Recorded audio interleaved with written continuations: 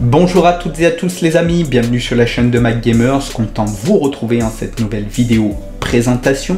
Et aujourd'hui donc grâce à votre participation, à vos dons de soutien de la chaîne, on va pouvoir tester et découvrir Lambernic, la fabuleuse console d'émulation RG351P. Une console d'émulation qui a été recommandée par tous les youtubeurs. Aujourd'hui donc on va la tester, on va la découvrir et puis surtout on va l'analyser si c'est vraiment la console à posséder à la maison les amis. À savoir que c'est une console portable qui devrait normalement émuler la Nintendo 64, la PSP, la Dreamcast et tout un tas de multisystèmes donc à l'intérieur à voir et à découvrir. C'est parti les amis.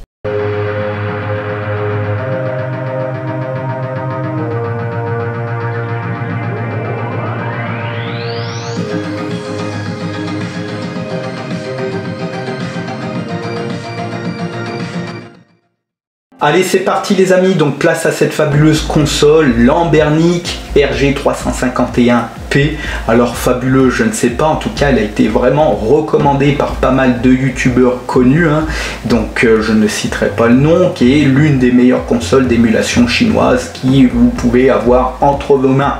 Donc c'est ce qu'on va tester, c'est ce qu'on va découvrir aujourd'hui les amis, à savoir que je l'ai acheté donc grâce à vous, donc à la participation des dons de soutien de la chaîne pour une 70aine d'euros, donc c'est franchement génial et puis c'est surtout que ça grâce à vous ça permet de pouvoir faire avancer la chaîne les amis et je vous en remercie.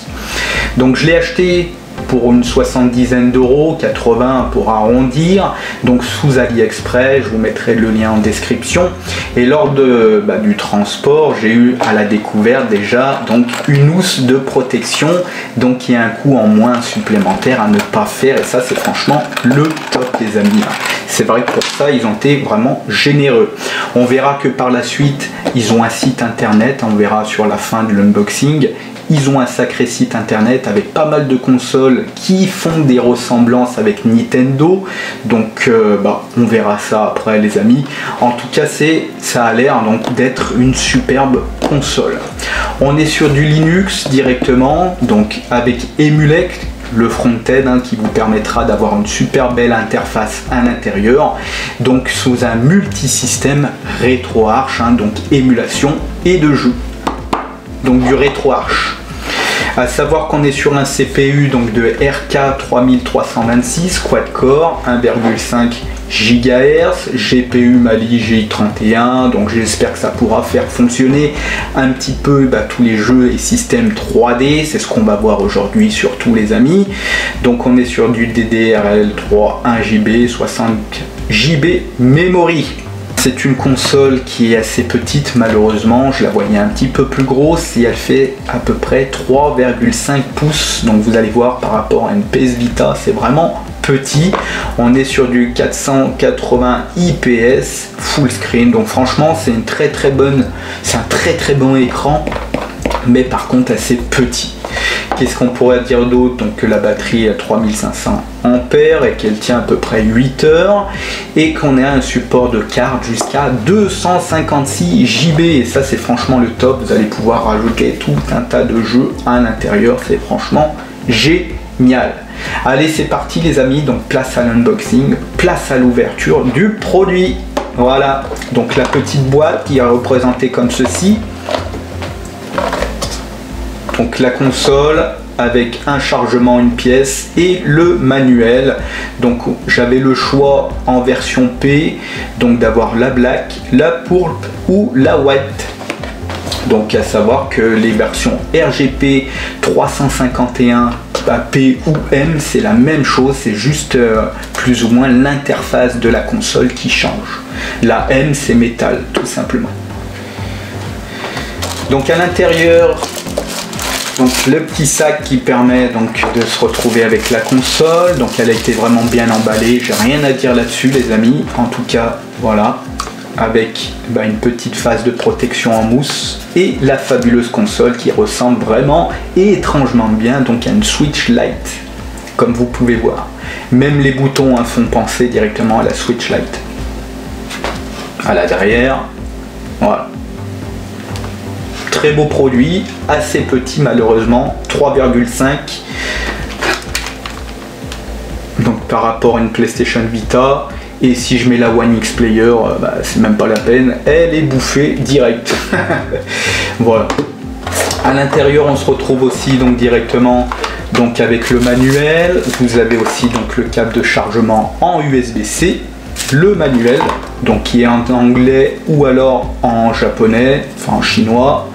Donc vous pourrez retrouver aussi sur leur groupe internet, enfin sur leur site internet directement. Vous avez une carte de 64 Go qui est tout prêt installée, qui est juste à mettre sur votre console, qui est déjà à l'intérieur, juste ici. Elle est déjà dedans. Voilà. 64 Go. Ça c'est vraiment génial. Et vous avez donc à la petite surprise aussi bah, la vitre. Une protection de vitre avec les lingettes pour pouvoir la mettre directement. Alors ça c'est génial. Franchement vous avez absolument rien à acheter. Tout est déjà donné, on va dire. Les lingettes. Et vous avez aussi la possibilité donc de pouvoir mettre un USB. Alors peut-être que les ports externes, donc DD, disque dur, pourraient fonctionner aussi. En tout cas, une manette peut marcher hein, pour jouer à 2 joueurs, même plus. Et ça, c'est franchement au top. Et vous avez une petite Wi-Fi. Alors, je sais pas trop ce que c'est. Je vais pas vous dire de bêtises là-dessus.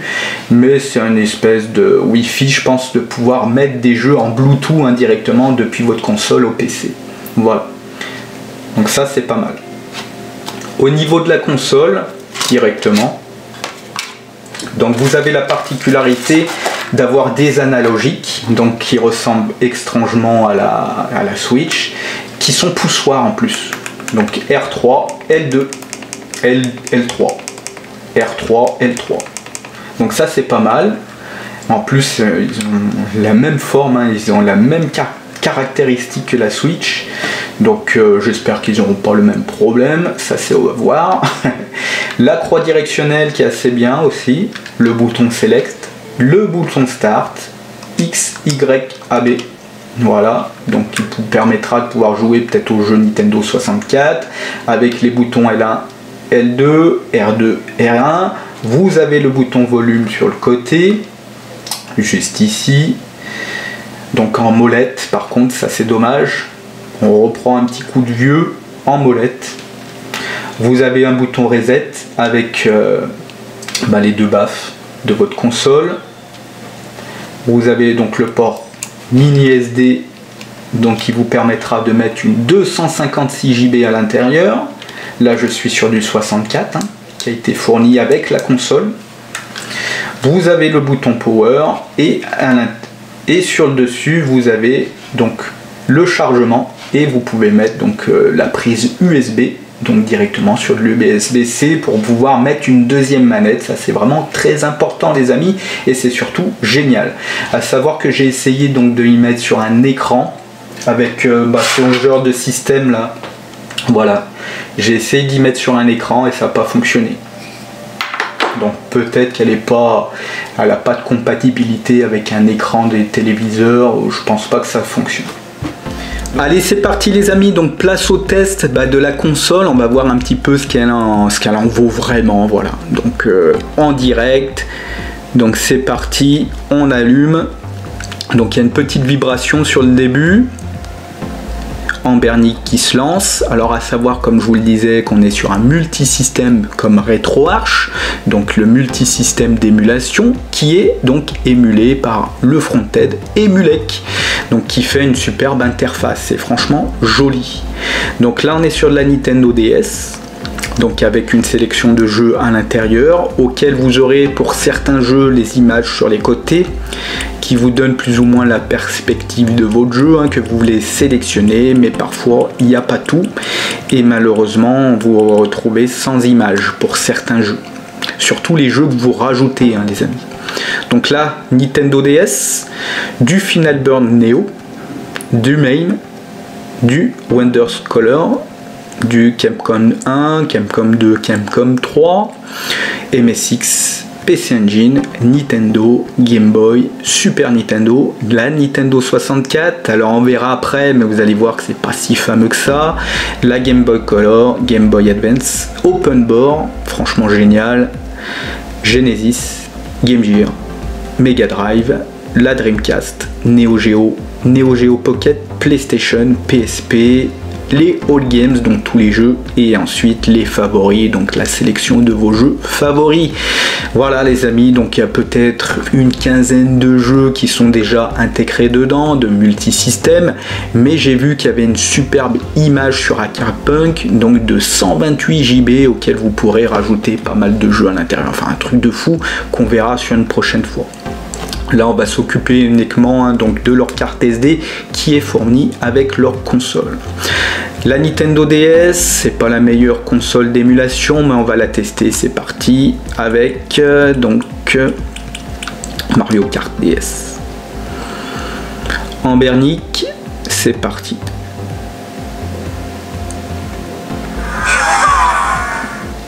Alors au début il va falloir intégrer l'écran, hein. C'est pas très simple, je sais plus comment j'avais fait.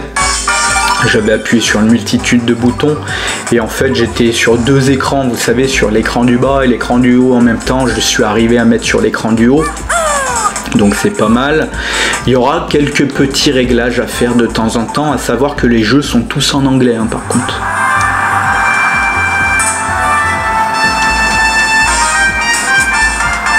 Donc la DS sur Ambernic. Ah ouais, mais là je suis carrément... Donc voilà, c'est le genre de conneries que vous pouvez rencontrer dès le début.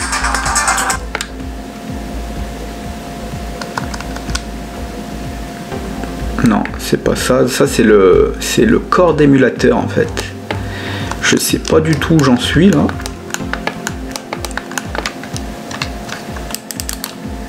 Single. Ouais, là je suis pas vraiment là où il faudrait être. Je vais sortir. Donc vous avez vu déjà sur la DS c'est un petit peu compliqué. Comme ça vous verrez vraiment ce qu'il en est hein, de cette console. J'étais arrivé à la faire jouer. Enfin à y jouer. Ça commence mal. L'unboxing commence très mal les amis. Allez, de retour sur la Nintendo DS, c'est parti, on va relancer en espérant que cette fois je vais y arriver là, la console. En tout cas ça vous fait voir un petit peu que c'est pas toujours du tout frais, et comme certains youtubeurs ils sont toujours on va dire en lèche-botte avec leurs produits, bien évidemment c'est pas toujours du tout frais hein. Donc là un petit peu merdique sur le coup. Après il faut connaître tout simplement. Voilà, en fait on appuie sur le côté là et vous avez les différentes formes de votre jeu. On va voir ça. Voilà.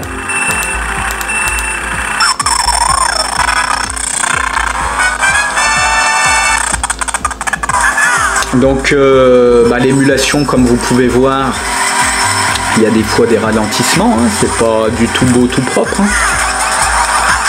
Là ça va, ça peut le faire. Je change l'écran au fur et à mesure. Je pense pas qu'on doit être à 100% des FPS là-dessus. Là. Parce que c'est assez lent quand même. Hein.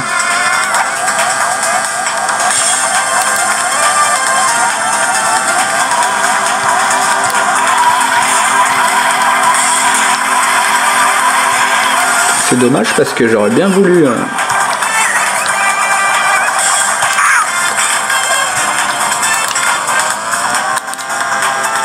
En fait, on peut juste faire l'un côté ou l'autre. On peut pas changer l'écran. Non. Juste dédoubler comme ça, les amis. Voilà. Bon, c'est plus ou moins jouable, même si parfois il y a des glitches, il y a des bugs. Ça va, c'est pas non plus la mer à boire. Ah oui, il faut quitter là, je pense. Retourne. Exit.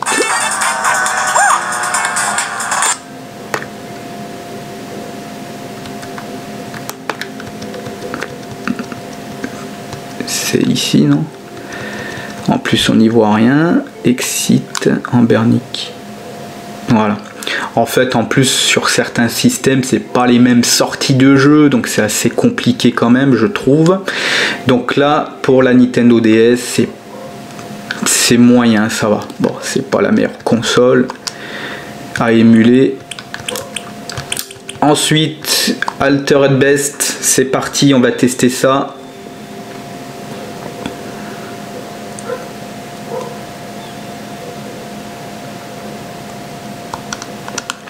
Final Burn, Alpha. Alors ça, c'est des jeux qui tournent très bien hein, en 2D, comme ceci là. Ça marche vraiment du feu. Et d'ailleurs, j'y recommande. C'est top. Vous avez la particularité aussi de mettre 2 players comme je vous le disais. Et en fait avec une manette, bah vous pouvez. Et ça c'est top.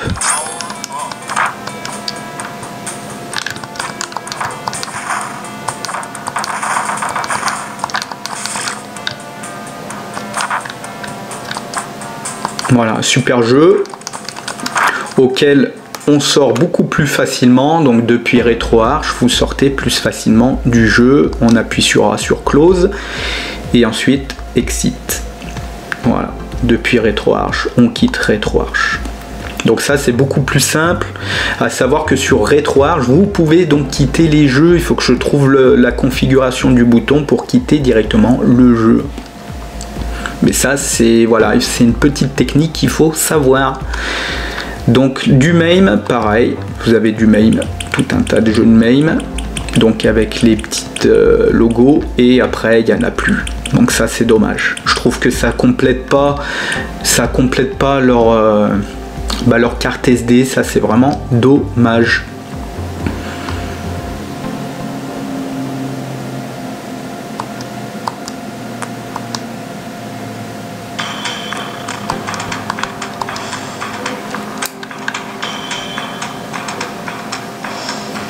On va se rapprocher un peu. On sent des petits glitches hein, de temps en temps. Hein. Déjà le son est vraiment pourri les amis. Vous en avez pour votre compte. Hein. De toute façon le son est pourri. Je me plaignais de la One X Player. Là on n'est pas sur le même prix hein, bien évidemment. Mais le son il est vraiment... Regardez. Je vais mettre à fond.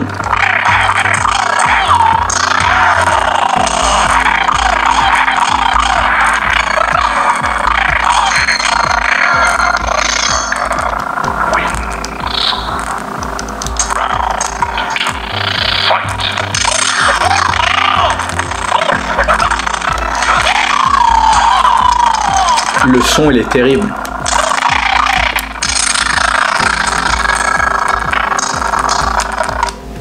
Et là pour ici ça ne sort pas. Ah si ça y est, Exit. C'est dommage. Il y a certains qui ne suivent pas du tout. La plupart des jeux 2D ça fonctionne. Capcom 3, on va pouvoir tester le Street Fighter 2. C'est dommage aussi qu'il n'y a pas une petite musique dans l'interface qui aurait fait beaucoup plus sympa. Bon, après hein, c'est comme ça, c'est pas grave. Le Street Fighter Strike 3.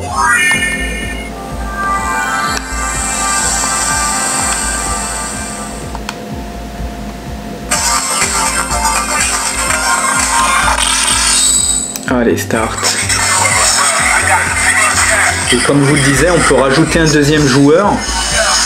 Donc ça c'est pas mal. On verra après, là juste après, je vais faire voir pour voir si ça marche bien. Normalement ça doit assez bien tourner. Ouais, ça marche bien. Hein.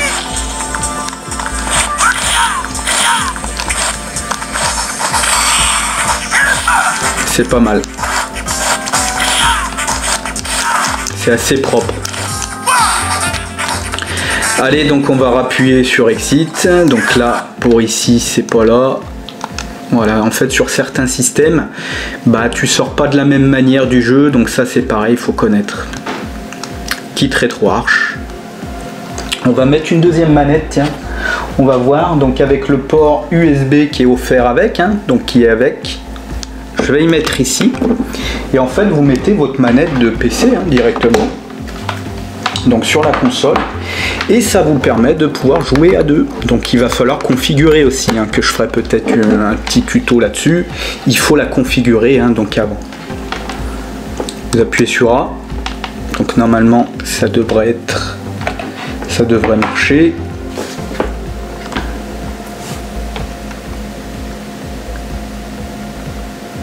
Donc il y a le port 1 et le port 2, donc de mon gamepad que j'ai assigné indirectement depuis l'interface Emulate.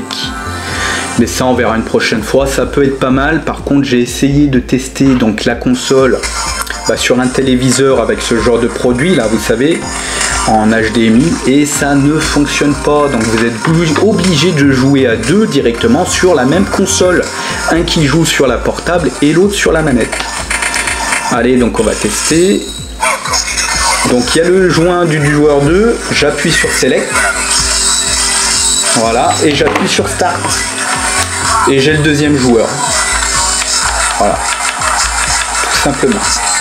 Donc ça marche, hein, de toute façon je vais pas tester, mais ça marche. C'est vraiment quelque chose qui fonctionne bien, c'est pas mal, mais par contre vous jouez à deux sur une console portable, et ça c'est pas terrible, malheureusement. Donc close.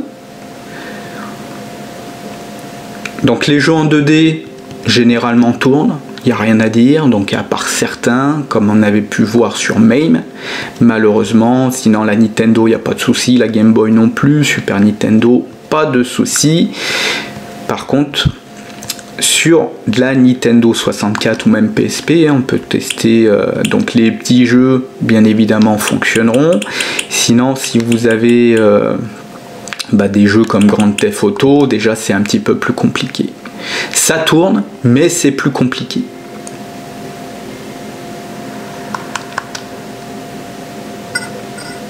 Voilà. Donc il y a des petits lags, des petits bugs. Alors, je vais pas trop pouvoir mettre le son parce qu'avec les droits d'auteur ça va être compliqué, mais voilà, donc le son grésille. Parfois ça bug quoi, ça suit pas toujours, c'est pas mal mais ça suit pas.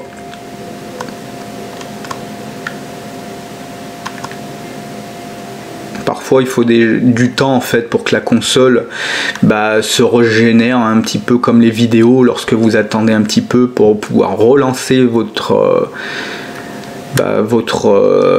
film, attendez un peu que le chargement se fasse. Mais là, en l'occurrence, c'est pas terrible.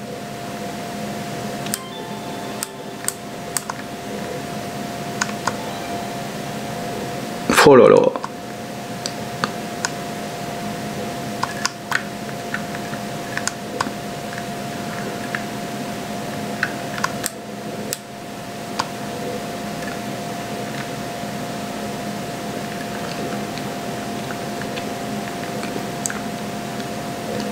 Après c'est pas vilain, mais bon. Il y a des petits bugs et puis surtout le son qui fonctionne vraiment très très mal. Donc voilà. Allez, on ferme ça. On fait exit. On est sur du PPSPP. Exit.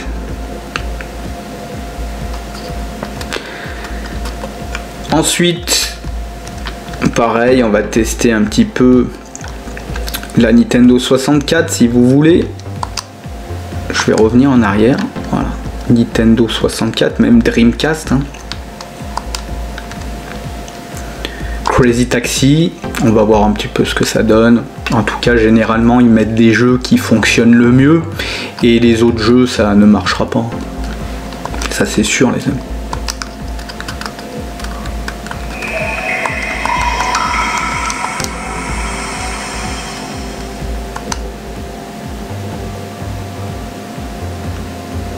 C'est sûr que s'ils mettent des jeux dérivés de, je sais pas moi, de la Sega Mega Drive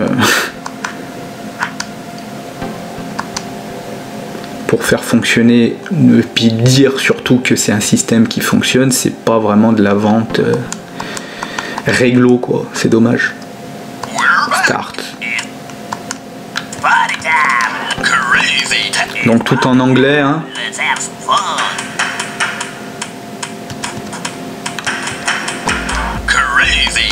Oh.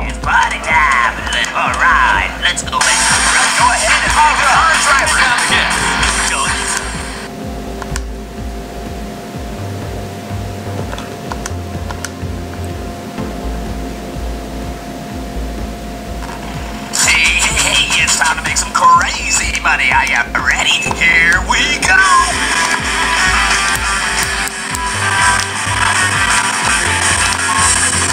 Oh, c'est pas possible. Ah, ça recule.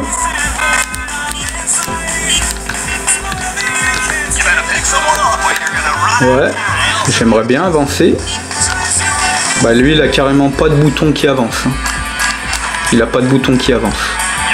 Je peux pas avancer. Je peux juste reculer, les amis.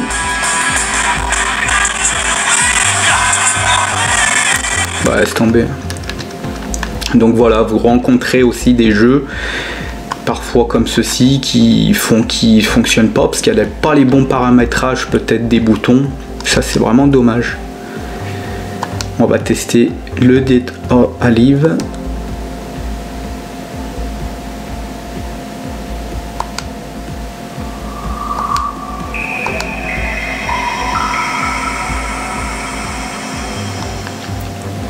On va voir ce que ça donne.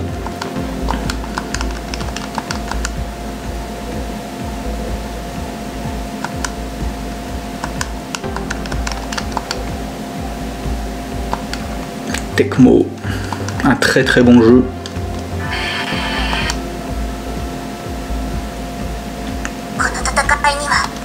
Ouais, ça a un petit peu de mal. Ah, je me trompe de bouton à chaque fois.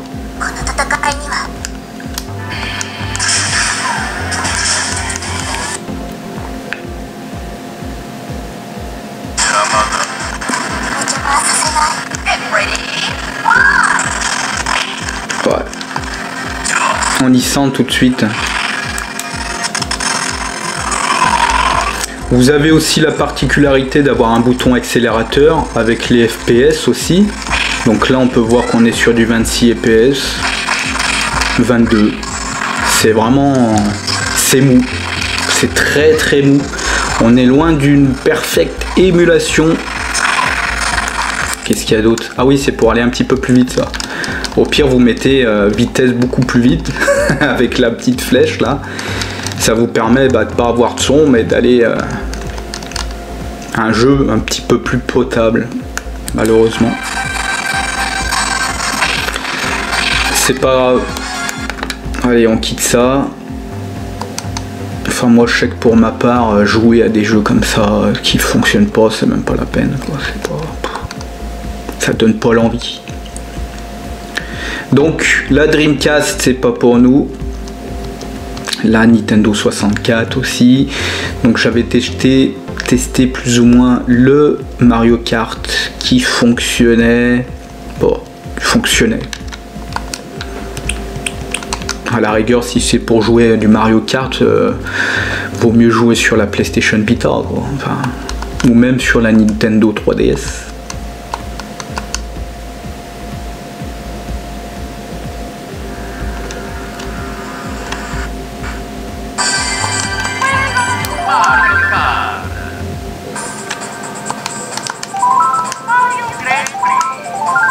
Select your player.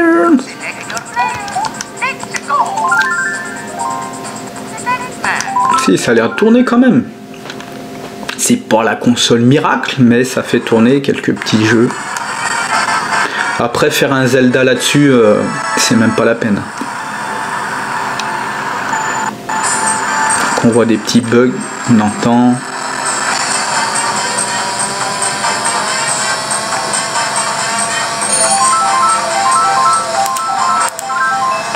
Le Mario Kart il tourne pas mal. On peut dire que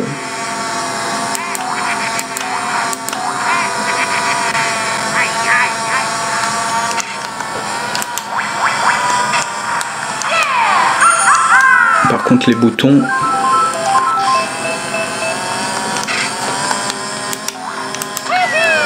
voilà. Bon c'est pas mal.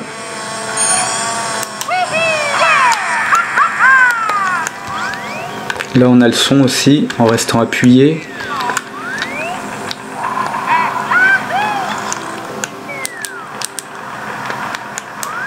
Les FPS. Ouais, non mais ça marche pas mal, ça va. Vous avez aussi la possibilité de pouvoir sauvegarder en restant appuyé là, L1, R1. Vous sauvegardez juste sur R1 et sur L1 après vous pouvez revenir à votre jeu précédemment. Ça c'est pas mal, c'est bien adapté. Allez, on close.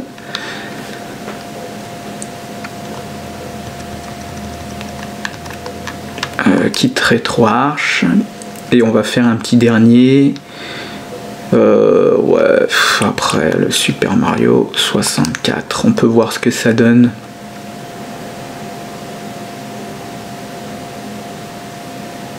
La PS1 ça doit quand même assez bien fonctionner je pense.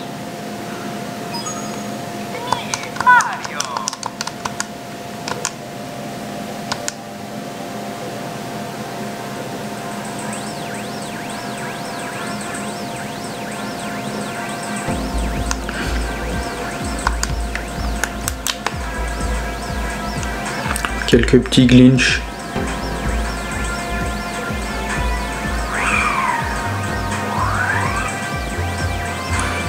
Après c'est en pleine action, faut voir ce que ça donne vraiment, hein. Si ça commence à bugger, je sais pas.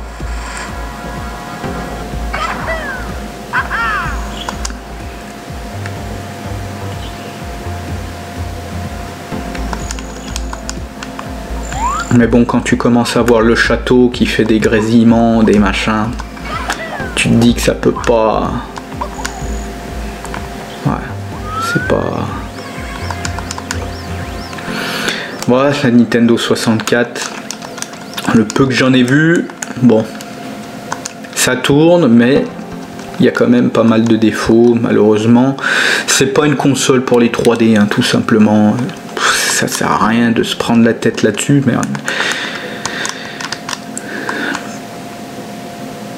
je viens de retourner en arrière encore une fois. Allez, on quitte. Ah.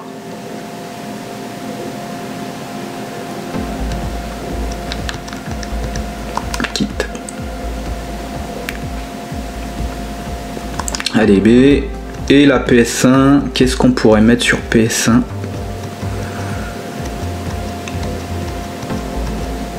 PlayStation.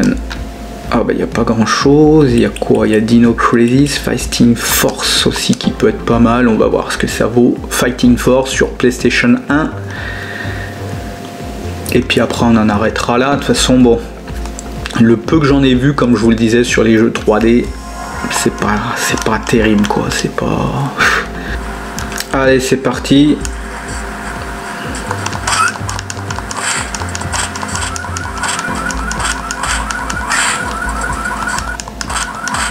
Quelques petits ralentissements des fois, mais ça tourne un petit peu mieux. Oh, c'est pas vilain. On va dire que la PlayStation, la Nintendo 64, ça peut être pas vilain. En tout cas là, ça tourne assez bien. Je me rappelle plus où faut aller. Je crois que c'est le bazooka qui est dans le coffre. Je me rappelle plus. Ici non? Ah ouais, il faut péter la bagnole peut-être. Voilà. Par contre niveau du son c'est catastrophe. Catastrophe le son. Je vous dis honnêtement le son c'est terrible.